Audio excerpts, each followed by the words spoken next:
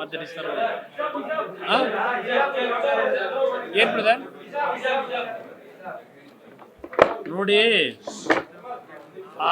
ಅವತ್ತಿನ ಸಂದರ್ಭದಲ್ಲೇ ಅಸೆಂಬ್ಲಿ ಒಳಗೂ ಸಹ ನಾನು ಚರ್ಚೆ ಮಾಡಿದ್ದೀನಿ ಹಿಜಾಬ್ ಬಗ್ಗೆ ಅಷ್ಟೇ ಅಲ್ಲ, ನಾನು ಎಲ್ಲ ಒಂದು ಧರ್ಮಗಳಿಗೂ ಗೌರವ ಕೊಡ್ತಕ್ಕಂಥವ್ರು.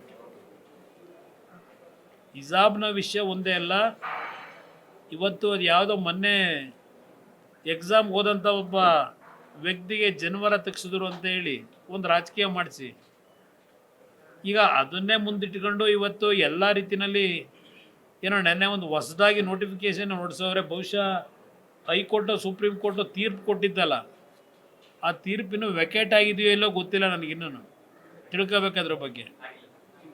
ಅದನ್ನು ವೆಕೇಟ್ ಮಾಡಿಸ್ದೆ ಸರ್ಕಾರ ಯಾವ ರೀತಿಯಲ್ಲಿ ಇದನ್ನು ನೆನ್ನೆ ಘೋಷಣೆ ಮಾಡಿದ್ರು ನನಗೆ ಅದೇ ಆಶ್ಚರ್ಯ.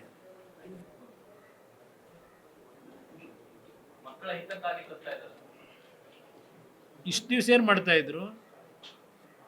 3 ವರ್ಷ ಆಯ್ತಲ್ಲ ಸರ್ಕಾರ ಬಂದು.